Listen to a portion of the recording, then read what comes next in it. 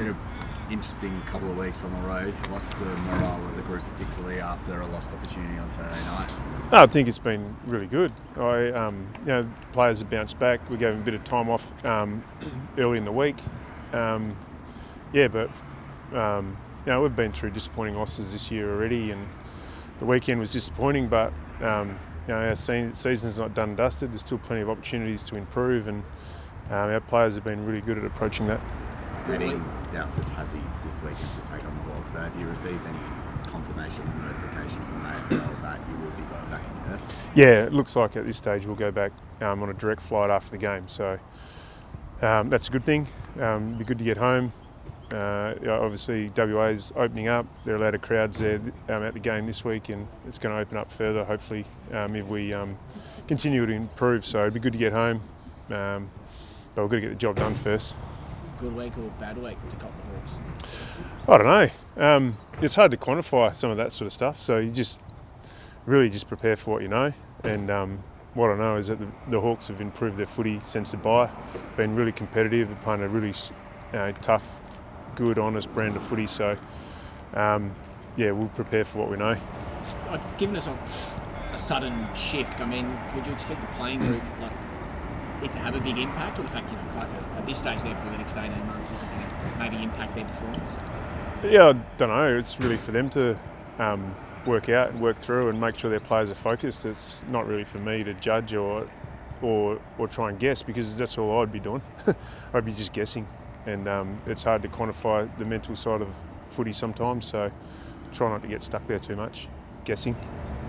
Are you caught up much on your own Tassie record, purely playing down there? It's I think it maybe 1 from 12 or something similar? Yeah, I don't tend to look too much into the past. So we've got to make sure we prepare our players for what they can control, and the ground size and the weather, and there's a few different things that we'll talk about and that we can control, and we can control our brand of footy.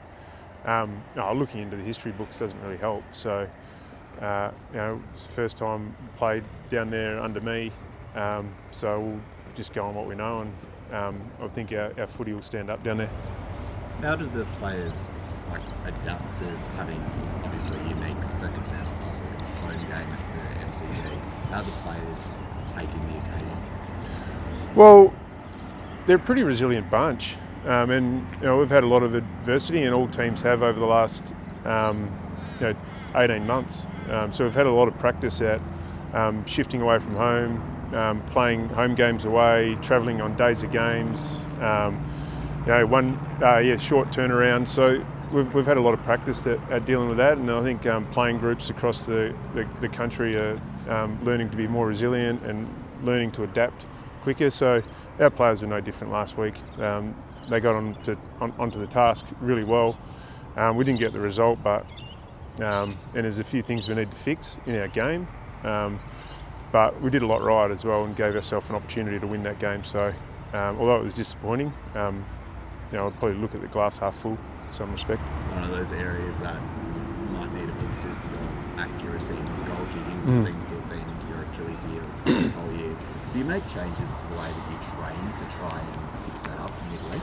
Yeah, absolutely. And we're trying to train it and put more pressure on each other at training, trying to replicate game-like shots, but that can be hard as well sometimes, and it becomes a bit of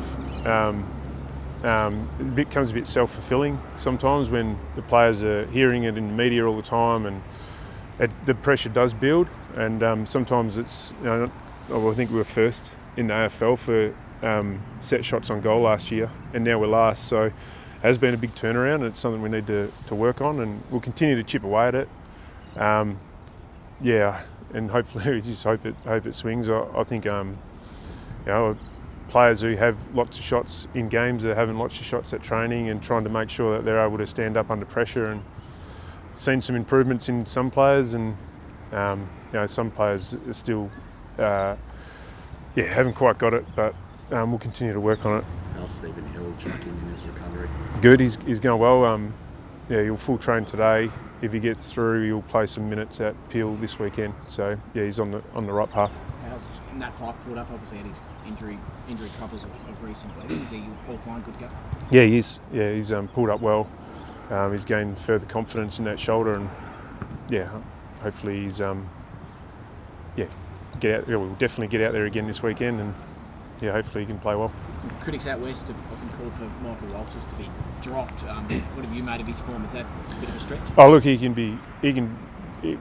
we can help him get into better form, but he's not getting dropped. We'll continue to work with him to create more opportunities for him to get into the game. Really happy with some of the stuff he's doing, if you watch the game close, he's on a lot, and we're not quite finding him at times. There's some things he can do to create more opportunities for himself, but he's not getting dropped. We'll continue to support him, and we'll help him turn his form around.